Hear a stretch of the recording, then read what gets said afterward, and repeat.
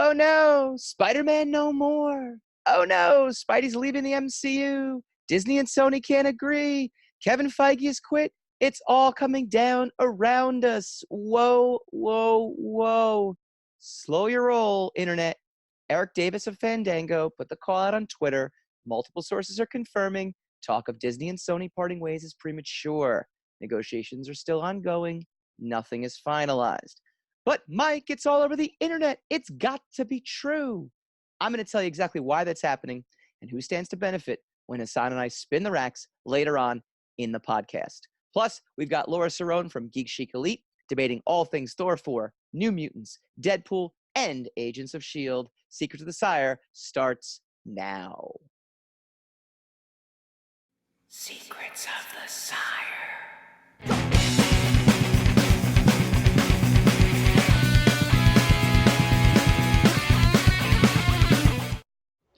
Good evening, ladies and gentlemen. Welcome to another edition of Secrets of the Sire. We talk comics, movies, TV, and pop culture every Wednesday night, 8 p.m. Eastern on the Sire Studios digital network. That's youtube.com/Secrets of the Sire, facebook.com/Secrets of the Sire, twitch.tv/Secrets of the Sire, and go to secretsofthesire.com. We're also on Apple Podcasts, iHeartRadio, Spotify, Spreaker, anywhere you can download a podcast, we are on there. And finally, you can catch us on Radio Public and blogtalkradio.com. Tonight, the Sony Disney mess, and we welcome GeekChicElite podcaster Laura Cerrone to dissect the Thor 4 controversy and Disney poo-pooing of the New Mutants.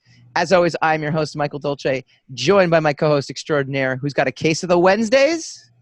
Case of the Wednesdays, yes. Mr. Hassan Godwin, yes. How you doing, sir? This Wednesday feels like a Monday. That's what my case of the Wednesday is. I like it. I like it a lot. All right, yeah. let's not even mince words. Let's get right into it. Sony and Disney divorcing. Spider-Man no more? ? It was reported late last night by Deadline that Sony and Marvel are having issues. Here is the original exclusive. Marvel Studios president Kevin Feige won't produce any further Spider-Man films because of an inability by Disney and Sony to reach new terms that would have given the former a co-financing stake going forward. A dispute has taken place over the past few months at the top of Disney, and Sony has essentially nixed Feige and the future involvement of Marvel from the Spider-Man universe.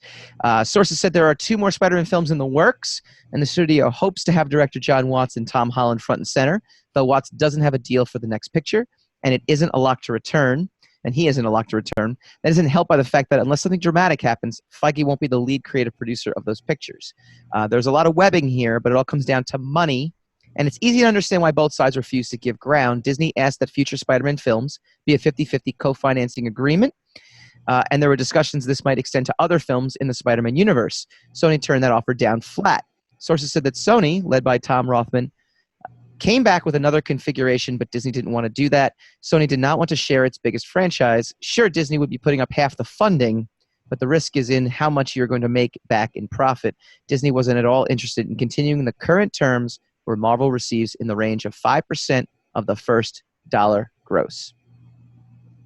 I have a take on this that is very Hassanian, and that is to slow your roll, to not be so concerned right now, but I want to hear what your take is before I jump into mine. What's your immediate reaction to this news? I think it's stupid. I think it's a power play by Sony. I think I've been reading the trades and whatnot, and I do think that Sony kind of has the upper hand because they got ownership rights of the character. But look, they couldn't launch this thing on their own. Yeah, they couldn't launch. They did a really good job with Sam Raimi. Mm-hmm. Those Spider-Man movies, and those movies are beloved. And then they tried, and then they railroaded Sam Raimi, and then hired Andrew Garfield and what's his name, Webb. I forget his name. Mark Webb, I think is his name, the director of the Amazing Spider-Man movies. Yeah. And those movies were almost universally, they did okay. Neither of them did as well as even Spider-Man 3, which is supposedly Raimi's worst Spider-Man, right? Yep. were showing as Spider-Man. Neither of the two Amazing Spider-Man movies did as well as Spider-Man 3, and they weren't universally panned. I'm not going to rewrite the script, but they really had a weight on them because of how the studio went about making those movies happen. Wasn't Mark Webb's fault. Wasn't it wasn't Andrew Garfield's fault. And they also tried to do these things. They were trying to copy the Marvel formula from the start, except they wanted to do it within the universe of Spider-Man in and of itself, with the Sinister Six and the Scarlet Spider, all kinds of these little threads that they were trying to sew into the fabric of the films themselves. Yeah, and it just was a weight. Those movies could never get launched. They could never take off. And, they ended up licensing the character out to Marvel. Marvel took the character to these amazing heights. So this is it literally Marvel has the and I will shut up. No. I promise. Marvel has the favor of the mob, right? Yeah. Marvel provides the bread and circuses. Yeah. People have capitulated and they follow Marvel with devotion. Marvel's going to get the lion's share of public opinion on this situation. They've done right by the Spider-Man character. There is some complaints that they're trying to turn Spider-Man into Iron Man. And even I complained a little bit about the fact that Marvel doesn't seem to like secret identities. Yeah, I guess not, right? Yeah, that's a little bit of an edge onto the Spider-Man thing. But look, the two Spider-Man movies, Far From Home and the previous one, Homecoming, are good movies. Are really good Marvel movies, Marvel Spider-Man movies, and they launched off. They are bona fide hits. Sony has a Venom, which did really well for it. Mm-hmm. But it also has the animated Spider-Man, the Into the Spider-Verse. It's got leverage when it comes to it, right? The Spider-Verse is a great movie. Yeah. Great movie. One of my favorite movies. Great Spider-Man movie. But it didn't kill at the box office. So Oh yeah, it did. It didn't. It wasn't. It wasn't a runaway monster hit. Like, it wasn't $1 billion. I get that, but it was. It was an animated movie. It made exceeded all expectations. It exceeded all expectations. But what I'm saying is that Sony has bragging rights to the character. Yeah, they have ownership rights to the character. But they financially, they show up to the party kind of empty-handed. Yeah. So I don't know why, it's the egos that's doing this whole thing. And look, Feige does not need Spider-Man. He doesn't. That's his favorite character, apparently. It's his favorite. He likes the character. It's his favorite character. He's worked it in well into the MCU, but Sony's pulling this move before Marvel has lodged Spider-Man in as an essential component of Phase 4. But I wonder, that's the whole thing, though, right? Just from reading the article, and look, I'm trying to really parse everything bore I give you my 100%. Yeah, I know. That's why I'm mouthing off now for you. This is I read this morning on Twitter from one of the Fandango editors. He says sources confirm that they're still negotiating. Like, this is not a done deal. The deadline article was updated at 8:55 last night Pacific time, so that's around midnight. The Twitter feed that I saw said, hey, this is not a done deal. So really what it comes down to, in my mind, is this is a power play by Marvel. How does this stuff get leaked out? Do you know what I mean? Like, this gets leaked out. Sony didn't leak it out. In fact, Sony released a statement after the deadline article came out. This is a move by Marvel and Kevin Feige. This is like, again, for sports people, this makes total sense, but for non-sports fans, when you want to put pressure on a free agent you're supposed to sign, or one of your own that you're trying to give to an extension to, or they're holding out, or whatever the case is, you leak stuff to the media. You put pressure on them. That they're causing trouble, that they're upsetting the apple cart. Right. And so this report to me, and look, I will not stake my reputation because I have no reputation, so it's great. This to me, my reputation is linked to yours, so don't mess with yours. Gotcha, Okay. Gotcha. This report to me is not oh my God, are they not going to be able to reference Tony Stark ever again? What are they going to do with that cliffhanger ending? Are they going to lose a director? Which all could happen. Look, this could all ultimately happen. Could go bad. Could go I look wrong. at this report as, okay, Sony, you don't want to bow to the almighty mouse? Well, then we're going to throw this out here that you're causing problems in the negotiations. So here's the updated Deadline article as well too. Sony Pictures spent much of yesterday trying to spin Deadline about the prospective loss of Kevin Feige. So again, this is a power play back and forth. First, the studio downplayed the idea he might be leaving. Then they pinned his exit on his added responsibilities from Fox, from the Fox acquisition. All this reflected as factors in Deadline's break of an important and widely regurgitated story, but sources maintain Feige's exit was about the money. It was about Disney seeking the 50-50 Ko-Fi stake as the price for Marvel and Feige's continued guiding hand that resulted in delivering Sony's biggest grossing film ever. So on the one end, Disney's like, hey, we did what we said we were going to do. We've saved Spider-Man for you. Spider-Man's now the biggest thing since Avengers Endgame. It's a better movie too. And we want to get we want this, instead of being $5, 5% on the dollar, we want to get 50-50. And Sony's like, last I checked, we own everything. We delivered Venom, which was a huge hit. We delivered Spider-Verse, which was a huge hit. No. Disney goes, okay, we're going to leak this to Deadline. Sony's not playing ball. Kevin Feige's out. John Watts, who may or may not, here's the thing. There is an open question whether the next two films, which Sony is planning to do, will include John Watts, the director of the first two films. It does have Tom Holland signed. He's the only one that is officially signed. Yeah, from he's all stuck. The he's that stuck. I got. Right.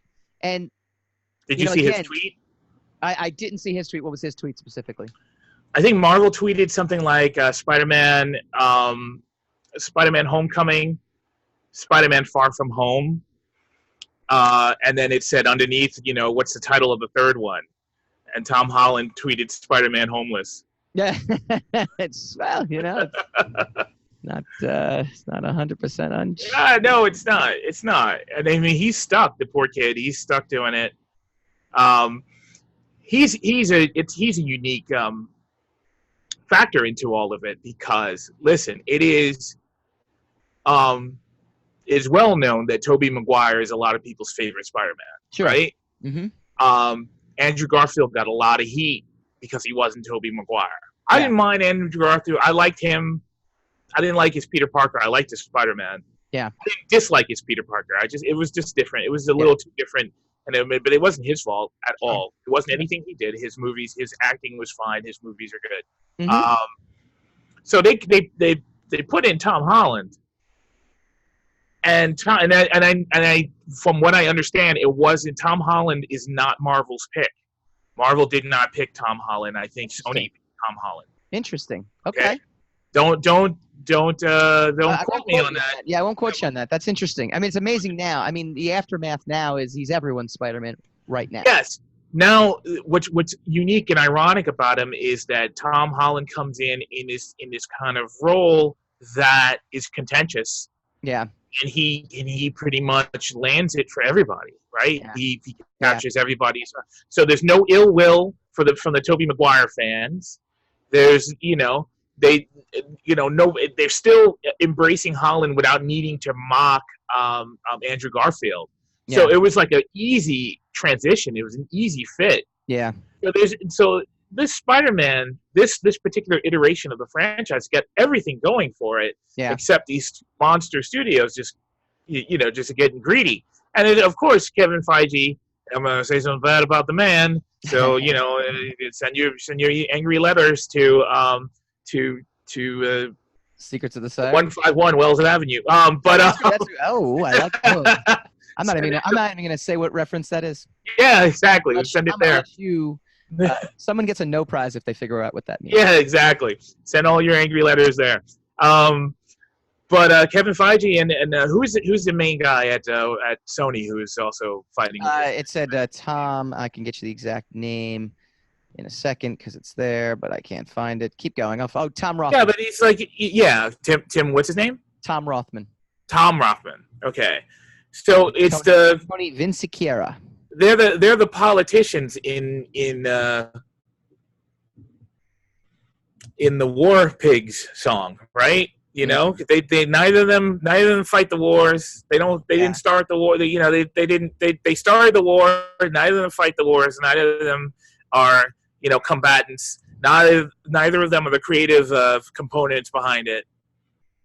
And they're the ones who are arguing over how much money each of them is going to get. Yeah. Meanwhile, everybody else is on the field trying to figure out whether they're going to have a job or not. Where they're going to eat their lunch or whether they're going to be able to feed their families. This is kind of an ugly situation, and neither of them is going to come out of it clean. Well, I think at the end of the day, people will invariably forget all this even happened if what I predict is going to happen. Go ahead. You didn't really even give your take on it, did you? Well, I did. I said this is all a power play. This report. Oh yeah, okay. So it's a sports thing. You just don't listen to me.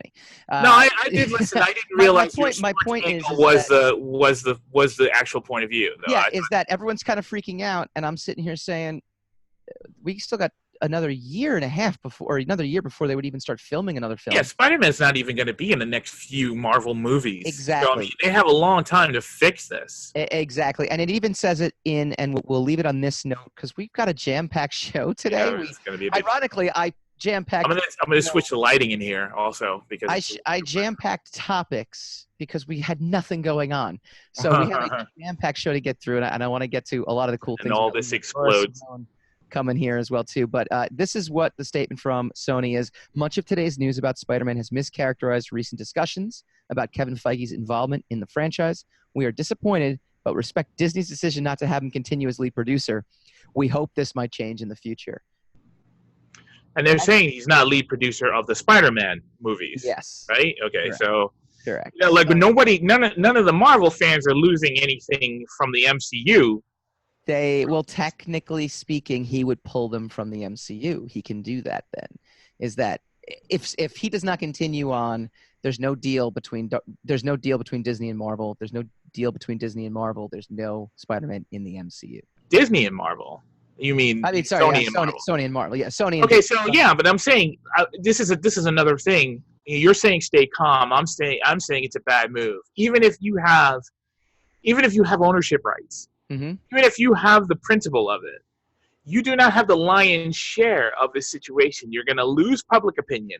I guarantee you they're going to lose it. They're losing it already, and that's my point. That's why I think Marvel leaked this to begin with. Right. They're going to lose public opinion. They're going to lose their financial backing because there's the next Spider-Man movie, the next Sony Spider-Man movie without Marvel is not going to make $1 billion. It is not. Yeah. I will put my reputation on the line to say it won't. And I only use past performance as a template because even Venom didn't make $1 billion. It was close, right? 890 million, but it didn't make the $1 billion sweep, right? Meanwhile, Spider-Man Far From Home coasted way past it. Coasted very evenly into it. They're going to lose that. They don't have the lion's share. MCU could pick up its game and keep moving, right? Yeah. To use your sports analogy, they play another away game. With the bulk of the team. They don't need the free agent, So, I mean, it would be nice if he was there, but they don't need him. And that's the shame about it. This power play is well, I just think it's morally right. It's inconveniently timed, and it's going to get them. Well, it's conveniently timed because we had nothing else to talk about. But it is for us basically being played out in the public right now. These are just negotiations. These things, you probably have 1 billion of these type of things going on that don't get played out in the public. Right. That's my ultimate prediction, though. I think ultimately we are going to see. I'm very sorry to say I agree with you. I think it's going to work itself out. Spectacular turnaround. All right. When we come back, the Thor 4 controversy. I'm fixing the lights. GeekChicElite podcaster Laura Cerrone. When we come back.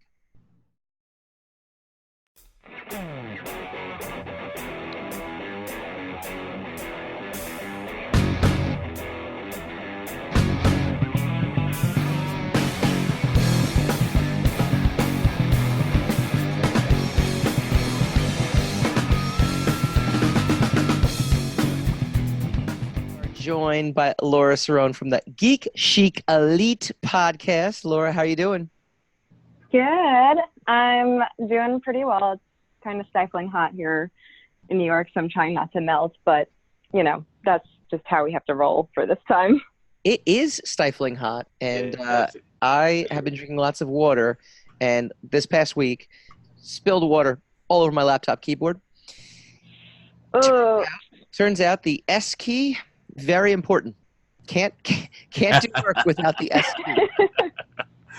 It's the only key that doesn't work. You'll find that happens with pretty much most of your letter keys that you think, how many times do I use an R? And you find out quite a few words in the English language that require an R. You could just replace all the S's with Z's. Yeah, you could. You can claim you're doing it because it's a style, right? It's retro. Yeah, I'm hipster cool. Caps lock, you can work with caps lock. Apple key, man key. They have another one on the other side of the keyboard. Totally fine. S, no escape. Yeah, there's no way. You're screwed. No escape. Yeah. But you can't even spell screwed because you don't have an S. Especially when all your logins start with sire. Really, really hard. Yeah, that's pretty bad, dude. I just realized that. That's messed up. So we're gonna dive in over the next couple weeks, and one of the things that we are talking about today, and I strategically, that's right. Oh, made that word up. Oh man, what was that? I made that up purposely. Come on. Okay, I hope so. You kind of have to say that to save face, though. No? Will Ferrell? Saturday Night Live? Am I showing my age at this point? Please. Strategically. Oh, there. See, I'll be there, Hassan. I will use proper grammar. What you need to do is keep repeating the joke when it doesn't land the first time. That is also a staple that works. All right. 65% of the time. 65%. Fair enough. I strategically invited Laura on the show tonight to talk about female Thor. Now, to give you some context, yes, her name is Thor. I get why, because she's a woman. Ugh, that's so sad. I thought it would be actually very nice of us to include a female voice as opposed to just simply talking. As opposed to the two guys talking about the merits of having female representation in our pop culture. Come on. We could have covered that. Let me put a little background to this discussion first. David Rosenberg, friend of mine, friend of the show, called me out a couple weeks ago because we did talk about all the announcements in San Diego, and I did mention she is playing female Thor. And of course, I got a woke, stern talking to from David via line that it's not female Thor, it's just Thor. And that Hassan actually corrected me and just said it was Thor. Yes, I understand she is playing Thor. However, I think it's allowed in the context of when we're describing these characters to delineate that she is playing a female version of Thor because Thor is typically a male version. Laura, I throw this out to you. Is that allowed? I'm cool with it on first reference, just so it helps set the stage. Mm-hmm. I've heard a lot of people also just refer to her as the mighty Thor, because that's often how it's thrown around in her comic. Mm-hmm. So I'm pretty cool with it. It doesn't have to be. I think it kills it if you say it each time you're mentioning the character, though. I agree. Female Thor or the mighty Thor? Which one kills it? Female Thor. Yeah, all right. Yeah, I agree with that. Right. So if I spent the rest of this segment talking about female Thor, unless it is, of course, giving a backdrop of historical purposes, then yes, I think it would absolutely kill it because there's no need to do it. But there is, I think, a need the first time around in my mind to say. Did they describe Beta Ray Bill as Donkey Thor? I mean. No, they called him Beta Ray Bill. I would also accept Jane. Yeah, because he had his own name. Yes, but I would accept Jane Foster Thor as well too, because I think that works too for describing it. Yes, you didn't use that though. That's where the problem came from. I used female Thor to announce that she would be playing. I think if you called her Jane Foster Thor. Mm-hmm. People would automatically correlate that she was a female. She was the woman. Yes, no, I think it would accurately represent it. And it would not talk down. You could just change your last name to Thor. Oh, look at that. Just smack it together. You are way too clever for this show. Yeah, I know. Look how slow we are. We're like, what? We're like, what? I slept on that one. All right. Well, apparently we are not the only ones having a microcosmic discussion about the use of female Thor. I found 2 articles. Stop doing that. What? Stop doing what? Oh, I did. Okay, right. Well, no, but it's in context. It's in context. Laura didn't correct me, so it's okay. Okay. I'm not even going to address that one. Just keep going. We have 2 articles about Jane Foster Thor, both written by women, both of 2 different viewpoints that I want to get your guys' take on, and I want to see what you think. You want the whatever your position is, I'm going to disagree with you. Let's just clear that up before we even start.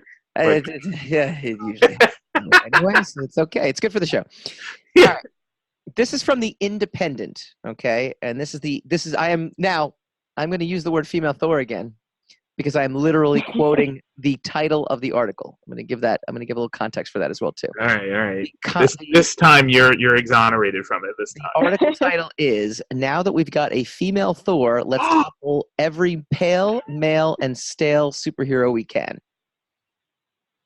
Stealing a few spots from original characters at the front of the box office race is not only positive, but absolutely necessary if underrepresented actors are to have a fighting chance. This is from Katie Roberts. She is a playwright out in England. The article starts, superhero movies are important. It's not just opinion, it's true. Avengers Endgame topped the box office all-time, raking in $2.79 billion and watched by millions. Superpowers gets bums on seats, and sneaking in social justice messages under the radar is a tried and tested way of speaking to the masses. These stories have always been about underdogs proving their worth, and the recent wave of heroes who truly reflect those traits is one we should cheer as it builds into a tsunami. I'm going to just pluck one more sentence instead of reading the entire article that I thought was actually very interesting. Original characters, and this is the one I really want to talk about. Original characters, even the ones created by behemoths like Marvel or DC, have nothing like the traction of old favorites, meaning when people complain about why don't they make their own characters in terms of female, people of color, LGBT, you're starting the race second before the big boys cross the finish line. Stealing a few of their spots at the front is not only positive, but absolutely necessary. Okay, so I'm going to pluck that from the. We'll let that digest for a second. I'm going to give you unless Hassan, you want to jump in? No, I said we'll let that sink in. Let that sink in. This was let that marinate a little bit. It was a very controversial article. A lot of people actually were talking about it because it's a very strong message. Yeah, I can imagine it's controversial. I can imagine what that comment section looks like. The end of the article actually ends with, "We're stepping out of the shadows, and if we can step on our male predecessors along the way, all the better." Okay, that's how it ends. It's a bold statement. A little bit. Now, on the opposite end, this is from Jiva Lang. Again, 2 female writers. Wanted to point that out. I could say female writers, right? Oh, boy. Yeah, of course. I'm allowed to do that? Women writers. Women. All right, women writers, yes, okay. Oh, no, that's not woke. That's not woke enough, Hassan. Come on. All right, the problem with Lady Thor and female James Bond. When the noxious fanboys who howl about movies being too PC and woke inevitably revved up after the recent announcements of a female Thor, again, quoting the article, and a potential female 007, I did what I always do. I roll my eyes. There will always be an element of toxic fandom that will whine about the dreaded womanliness being foisted upon their beloved male heroes. But on another level, I found myself agreeing, not that these movies are too woke, but that perhaps it would be best if they didn't exist at all. Just as it's important to call out the backwards fans who don't want to see any leading women on screen, it's also important to call out the self-congratulatory pander that fuels many studios' gender swap projects too. Rather than invest in new stories about women, Marvel's Thor, Love and Thunder, and a forthcoming Bond film appear to cautiously tie new female-fronted stories to already established male-led stories. It's a decision that makes the gender swap element of the plots not only cowardly, but insultingly lazy. Now that would be the opposite side. Hassan, you've let that marinate now. Yes. where it's on the slow boil. The stew is on the slow boil. I'm going to go with Hassan first. So Hassan will set the table here and set the tone for the entire discussion. No. Stop with the food analogies. True, actually. I've been extra hungry lately. I can't. Yeah, a little bit. This is interesting because it gives two sides to the argument, right? Like the argument in and of itself have merit. The problem with both articles is the tone of the author. Mm-hmm. And the tone of the author, unfortunately, colors the topic. Right. So that you can't really have a discussion without, because I kind of agree with both of them. Right. I don't agree with the tone of either one. Yeah. I don't think you got to destroy male characters in order to exalt female characters or characters of color or whatever you want to call them, right? I don't think say that. Huh? Figures a man would say that. See, because you want me to answer the question or not? What's up with that? Shut up. So anyway, but I do agree with the notion that original characters, original new characters of the female persuasion, or original new characters of the other, the minority, mm-hmm. colored people or whatever you want to call it. I could do that. See, I can say colored people. You're anyway, yes, yeah. I'm which is why both of us are on this show, is so that they're giving you cover to be able to cover this. We're the anyway. But anyway, it's true that new characters don't get any traction, so you're not going to be able to make. Everything now is a billion-dollar industry, right? The comic books are supposedly the templates for, eventually what's going to become a billion-dollar franchise in the future, right? That's the supposed new business model of what comic books are for, because comic books aren't, they're not at the top of the industry at all. They're used as continuity,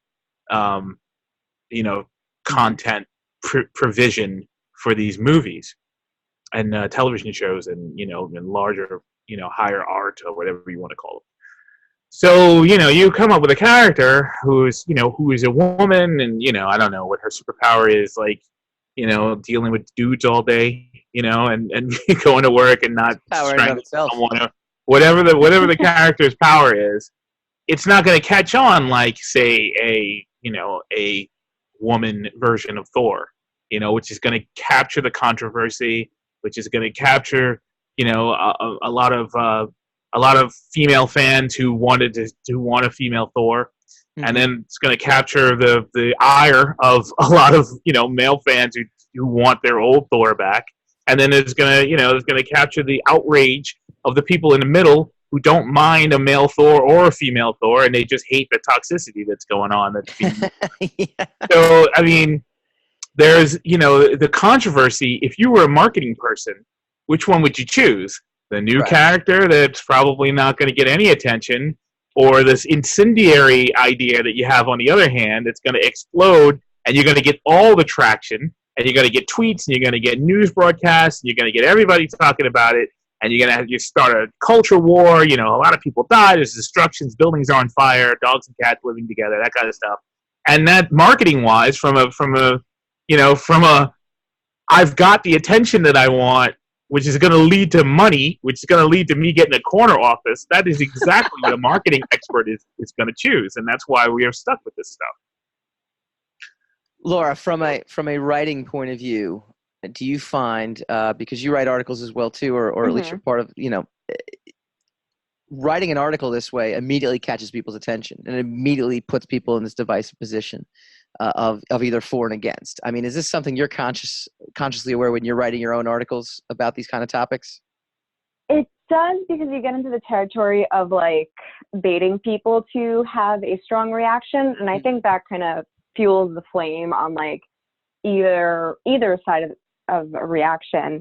So when I write, I try not to title it with something too oh, you're gonna be so angry about this piece of news, that kind of thing. But I think from even just a storytelling perspective, with what Marvel's looking to do in the future with, you know, the new Disney platform and stuff, and the multiverse is now open up, there is room for every story to fit in the universe, which is kind of, it could be a double-edged sword. It could be too big, or it could be not big enough if they only do like selective things. That's a good point, though, too. And the funny thing for me, as a writer myself, I don't mind, like, when it comes down to like having Jane Foster Thor, because it was kind of a story that was tested in the comics. It was not just like a a flash in the pan kind of story. There is precedent for it when Thor became Beta Ray Bill in the comics, and Beta Ray Bill was an alien creature, for anybody who's not aware. Now the argument would be that he got his own hammer. It wasn't, it was Stormbringer. Yeah, it was Stormbreaker, right? Which is what they ended up using in the in Endgame and in Infinity War.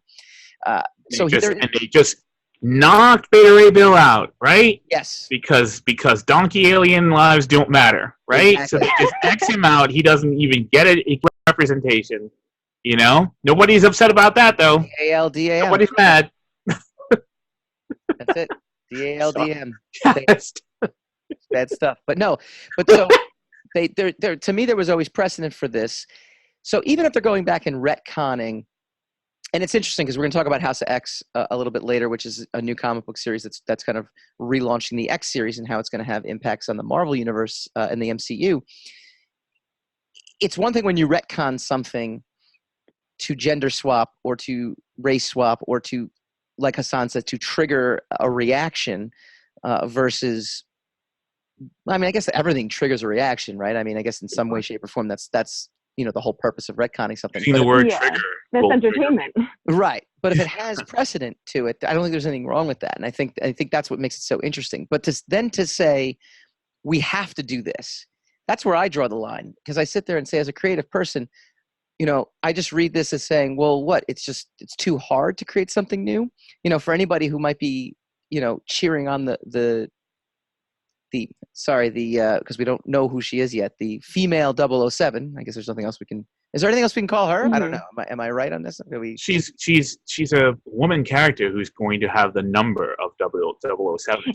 That's a lot to say, though. Is there she's something? Not going to be a female James Bond. She's not a female James Bond. The actor's name. And we've already, I don't even know. And we've already had women MI6 agents in the series. So it's not even, it's really not even a controversy. It shouldn't even be something unprecedented. No, right, that has precedent. But I'm saying to be up in arms about this, did all these people go out and watch Atomic Blonde? Not really, even though that really is a new character that would be likened to what James Bond was with a male leading character. Are people out there actually supporting these new things? Hold on a second. Reverse it, though. Reverse it. You're the one, you're trying to sell something, right? You don't really you're not particularly a creator, right? Let's lie and say that you're not a creative type. I'm complimenting him, actually. Say how you really feel. No, I'm saying let's lie and say that you're just a numbers guy. You're not a creative person. You don't have any stake in whatever you're trying to sell. Right? And then someone comes along, you have an idea, your company, whatever, tries to sponsor this idea that doesn't catch any traction, doesn't do anything. Right? Marketing-wise, don't you now, for the sake of revenue, have to go for the choice that actually will get the attention that you need so that you can start bringing some money in and bringing attention in? Doesn't that have to happen? You have to market your stuff, yes. You understand what I'm saying? If you have the choice between the two, and you tried one, and that one doesn't work, don't you have to do the other thing? Or you're not looking out for the best interests of your company? Oh, you're saying I'm an executive. I'm not man on the street. I just said that like twice. No. I thought you meant I was man on the street. And no, I said you're not a creative person. You're a numbers guy. You're working. You've got a company. You're trying to launch a brand, right? someone comes along, you want to, the first idea someone sells you on is something completely original and unique. And you're like, yeah, I'll be the first person out there with this idea. Boom, And that idea does not catch anything.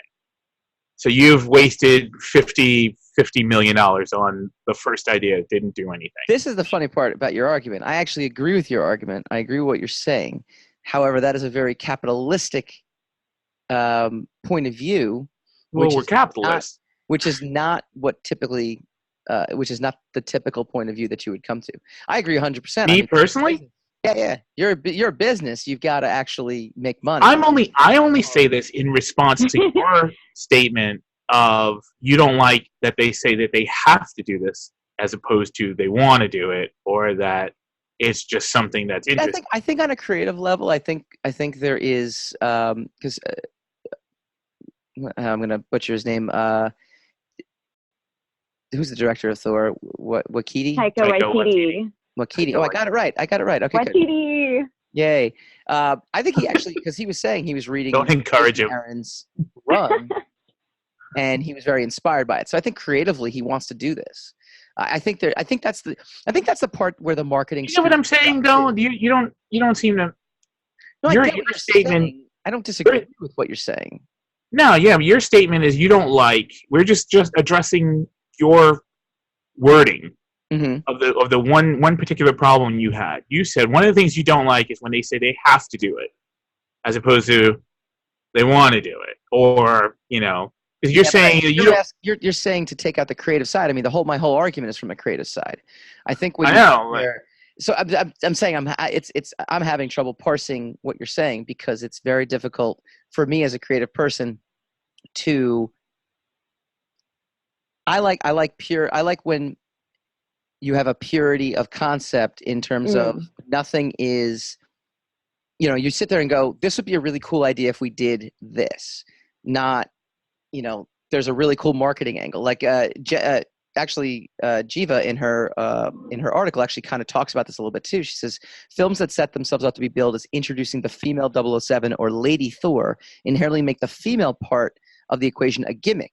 There's a pervasive sense of temporary loaning out the male role to the actress in question and she's absolutely correct, and it is true, and it is disgusting. However, it's the way we do business. We sensationalize everything. It's not like we celebrate art in this society. It's not like we go, okay, like something artistic that gets through, that becomes a movie that's completely like an independent film or something like that blows up, that, I don't know, let's use one of those catchphrases, like, captures the zeitgeist of, whatever our motto. Those movies get celebrated because they're flukes. But mostly, in every movie that comes out that's supposed to be a blockbuster that doesn't, like, say, what's his name, Hobbs and Shaw, this movie now that's, it was supposed to explode, and it's taking a sweet long time to catch traction.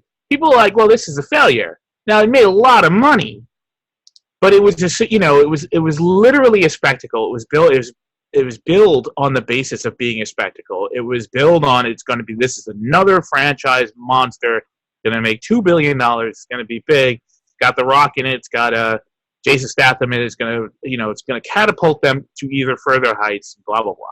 Yeah. Doesn't do as great as everybody wanted it to do. So now it's a failure, even though by most standards, most industry standards, the movie is a huge hit. But it didn't go to the projected heights. It's not a piece of art. That movie was literally designed to explode the way they wanted it to explode. It's got all this, and then look at the marketing scheme behind it, the millions and millions, hundreds of millions of dollars, they spent behind marketing the movie so that it would explode. We don't really have. There's an art to schlock too, though. I mean, there's an art. We don't celebrate art. I mean, I understand. I get what you're saying. I'm trying to spice up the show because mostly I agree with everything. And I don't want whenever we agree. You're actually falling into the exact trap that you're. I'm trying to. I mean, look, yeah, because marketing wise, we're not supposed to agree. And how about this, Hassan? You're stupid, Laura. Yeah, well, no, you're dumber than everybody. But I mean, I understand it. I understand your point, but we never do things that way. Everything is always a sensationalist, a huge headline, clickbait. Everything, even our news is sensationalized to get people's attention. Nothing we do is artistically poignant by any stretch of the imagination. So a female James Bond, a female 007, of course they're going to market it like that. There is a difference, though, between the way people react to some of this marketing stuff. Mm-hmm. Some people react to marketing really well, and then that's considered a success, like the Hobbs and Shaw marketing. No one's saying, oh, geez, it's like all this male testosterone. Like, why do we have to see another male movie? A movie about, more male protagonists running around shooting guns. Huh? According from the writer of The Independent, it's too much. Yeah, well. KT Roberts, she hates it. Yeah, we're not talking about her. Ironically, here's the funny. We already discussed her tone. Her entire article, though, because if you read the whole thing, is actually plugging her superhero play. Well, then there you go. Yeah, which I thought was actually pretty brilliant. And her entire article is another marketing ploy. Yeah. So it's like nobody's pure. There's no such thing as purity. It all depends on what captures people's outrage. So Laura, let me throw this out to you as we wrap up this segment. Yeah. A year from now, or I guess December 2020? It's coming out. I think the end of the year next year. They start filming it in March. So okay. Probably maybe early 2021, I would think. Okay, 2 years from now, are we even having the discussion of this female Thor controversy? It's always going to be there, unfortunately. That's what I think. I think people need to go in for a story and not go in with a preconceived kind of bias based on something. You hippie. Well, if you boil down if you read like Joseph Campbell's work, it's like, there's 13 original story ideas, and that's it. Mm-hmm. So everything we ingest is, a copy of itself, always. Right. Some variation of something we've seen before. Yeah. And the other part is like, I grew up, I would, dress up as like male characters because that was like, my hero. And it's nice to see it kind of being reflected back to you at some point too, where it's like, I look at like the girls at Comic-Con who dress up as Thor, and I'm like, they're freaking acing it. And it's just like more of that. Can I say badass? Yeah, you can do it. That's fine. More of that, like, it's I at the end of the day, I just want a good story, and I think if Taika Waititi, he's brilliant, he'll pull it off. I think it's just brilliant. You can pronounce his name very well, like you do. I just all right. I think the trick is. Before we go, I think the trick is that your whatever your story is, the definition of the good story is that your story has to outshine the gimmick. So basically, Battle Angel Alita Battle Angel didn't really outshine the gimmick that it was based off, and that's why it kind of go where it was supposed to, because it was really predicated on, it's a girl, she's got superpowers, and and we got really good CG. How about it? Sit down and watch. And it really, if it was a story that kind of outshined the gimmick around it, it'd be a $2 billion movie right now. So yeah, I think that's why, in my opinion, like Guardians of the Galaxy was so successful, and like Suicide Squad just did not cut the bill for me. Really? No? Yeah. Suicide Squad? Yeah. No, that's an outrageous opinion. Yeah. Controversial. I'm still the team. Comment in the comments field. We are shooting comments right back. Unbelievable. Someone didn't like Suicide Squad. It's unheard of. You're off the show, man. That's a deal breaker. That's a deal breaker. All right. When we come back, we're going to spotlight Laura a little bit more, and she has a hot take of it's the hottest of hot takes I've ever got in the 3+ years we've been doing this show. When come back. There's a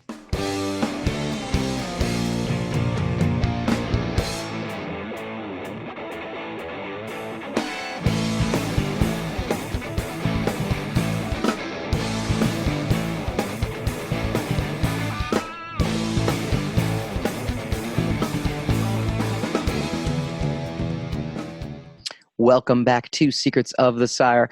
As I mentioned, we have special guest Laura Cerrone from the GCE podcast and GeekChicElite website. Laura, besides doing this podcast, you were like you're a jack of all trades. What other stuff you got going on here? Oh God, what do I have going on here?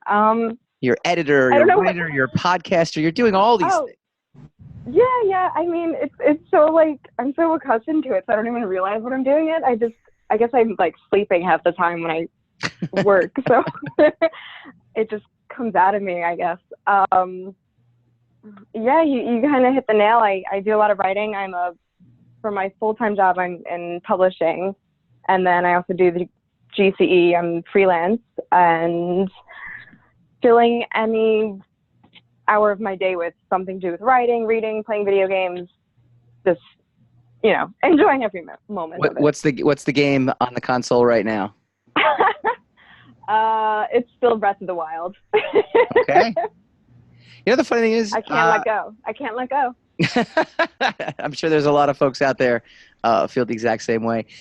My gaming exploits ended like after Sony PlayStation. Like I was done. Final Fantasy VII. I got to 9. And then at that point, it just I don't know what it was. I still play my 8-bit Nintendo. I think that's as best as I got for games. As long as it makes you happy. It's true. It does.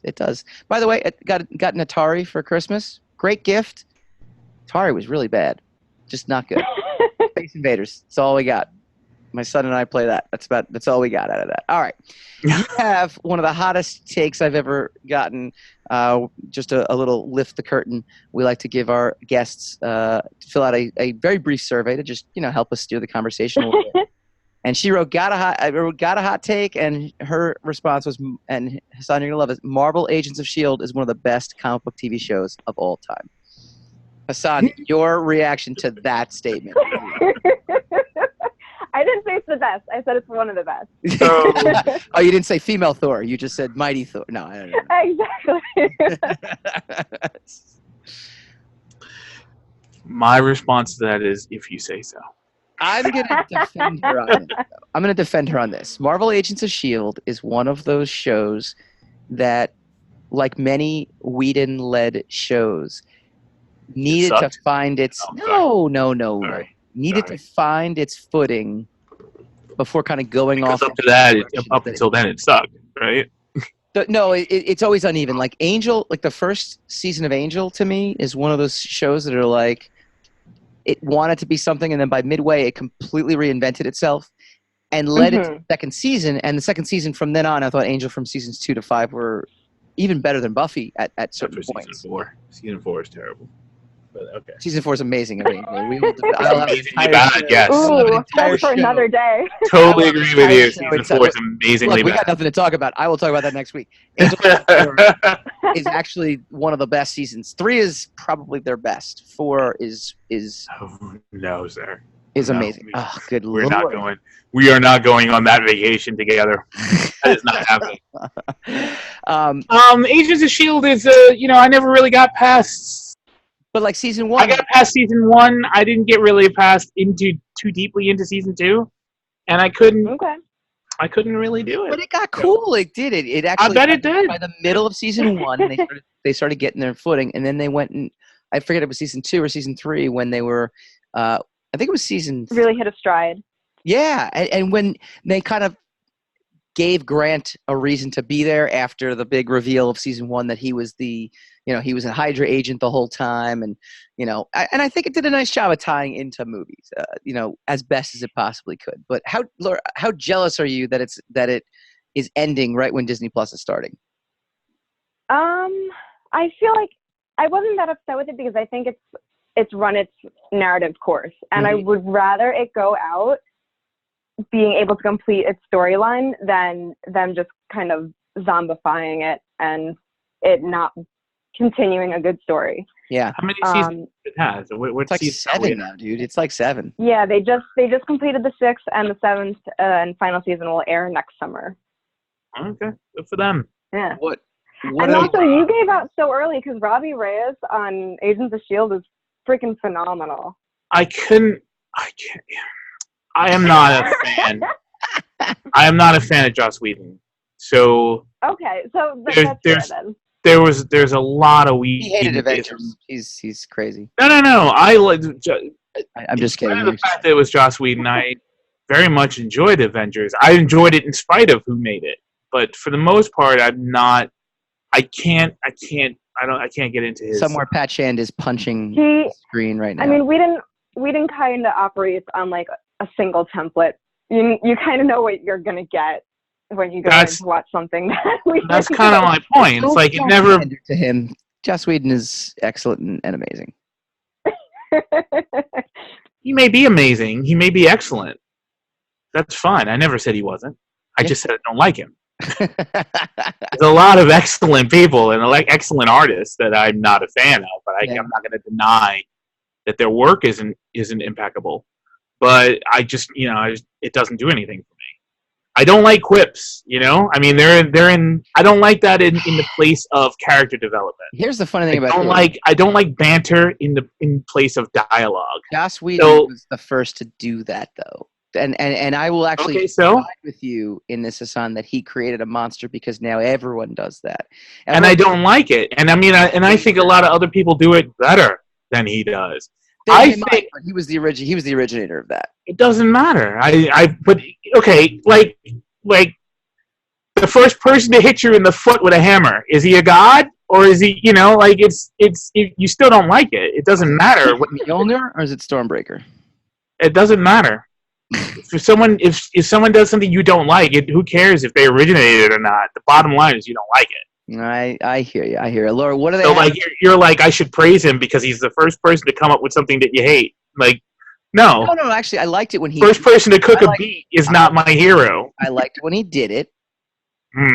But I don't like that it started a trend. It's like when Green Day was popular in '94, and then all of a sudden, not the everyone. Analogy again. You're still hearing Green Day in every new band. Yeah, they're everywhere. Yeah.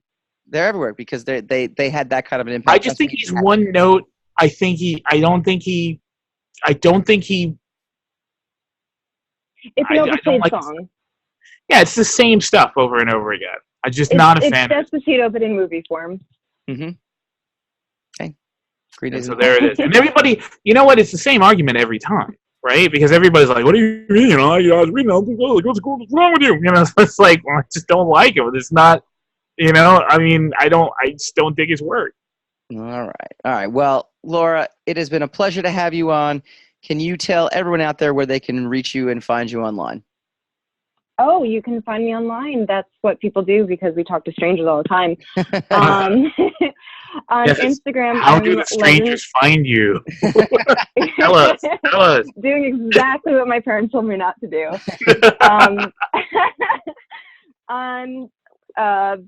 What was I saying? Oh, on Instagram, I'm Legend of Laura. We also have an GCE Instagram, but I've been locked out of the account, so we haven't been active with it. There's a story behind that. Twitter, yeah.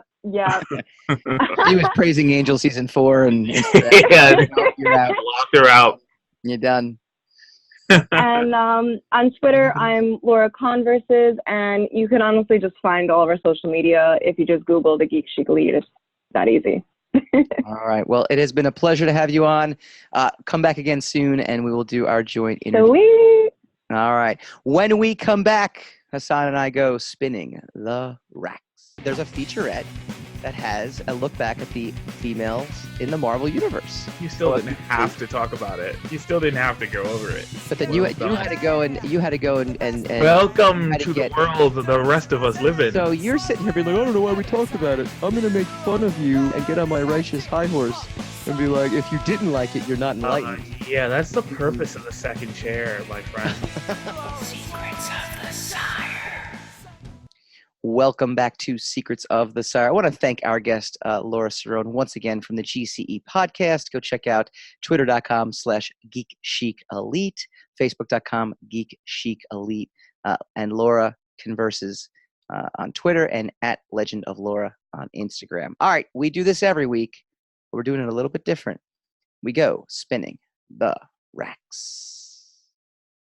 Spin the rack, spin that rack.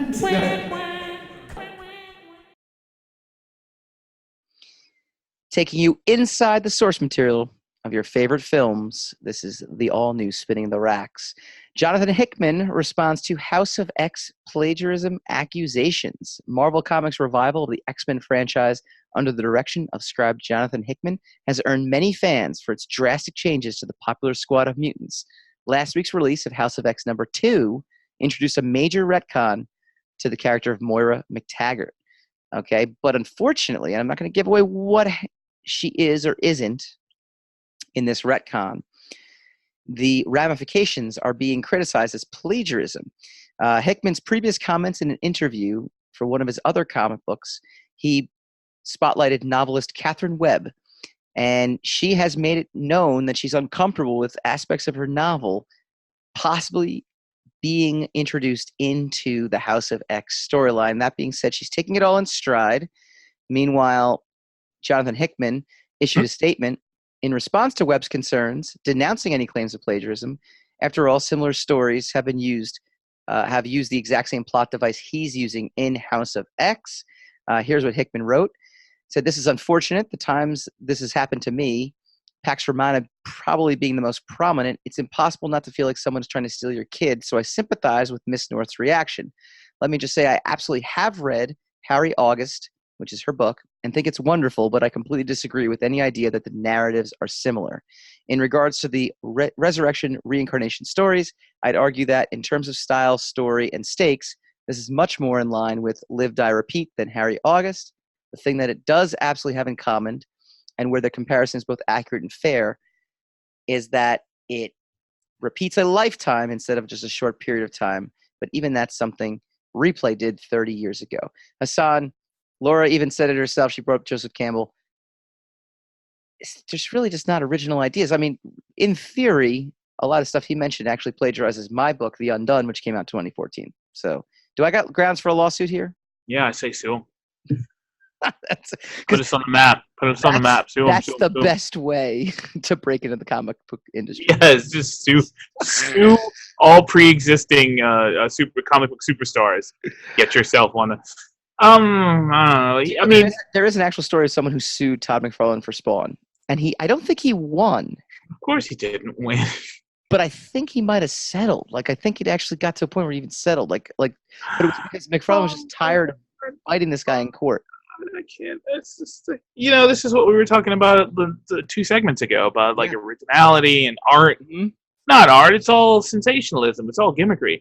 His excuse for it is that I didn't steal from you because I stole from all these other people. That's literally what he said. Like, I mean, okay. Look, I gotta admit, honestly, I don't really know any of the titles that you just referenced. So I don't have a... Oh, you will. Because next week, I know. Reviewing House of X and Powers of X. It's going to be fantastic. Anyway, I don't know how to comment on it right now because you're just, you're saying, Manila and Vanilla go together to make Magilla, and I'm like, what? Who? And the what? So I understand what you're saying. Plagiarism is a thing. If the person... That's like, that's his fault, though. Because Cameron did the same thing. James Cameron did the same thing. Because they came along and they said, hey, man, like the Terminator, man, that's a great idea. That's a good movie. Well done, James Cameron. Where'd you get that idea from? And he said, I just stole a Harlan Ellison story. And Harlan Ellison was like, oh, really? Boop, boop, boop, boop, boop, boop. Hello? You owe me lots of money. And then he sued him. Listen, don't endorse, don't plagiarize, don't admit your inspirations. Yeah, don't mention where you got these things from unless you are close enough with the author that you boosted it all from to be able to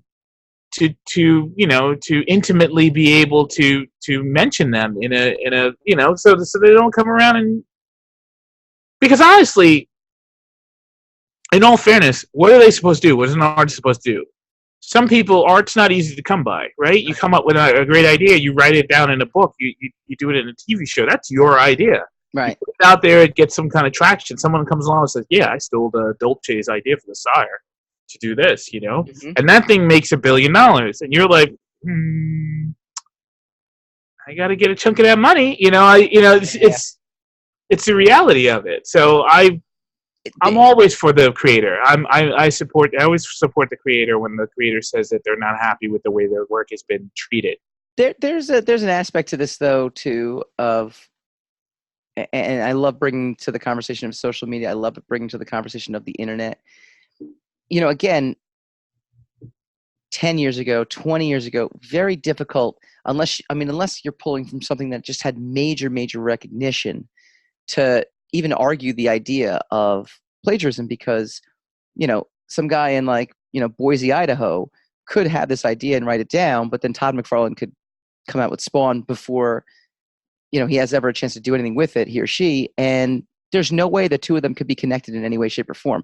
Here, someone is saying, hey, did you notice that Jonathan Hickman praised this book, and now all of a sudden this X-Men character has these powers? Would they have noticed it if he didn't praise the book? Exactly. But now there's just mass media and multimedia, and there's people trolling people's Twitter feeds and Facebook feeds and all this other stuff, just looking for what we talked about earlier about marketing and looking for this stuff. All right, well, we are going to be diving deeper into this X-Men reinvention, not the mess of the plagiarism. We're going to welcome Newsarama's Chris Arendt back for his recurring guest spot. He's going to dissect the reinvention of the X-Men in the comics and what it means for you in the MCU. See y'all next week.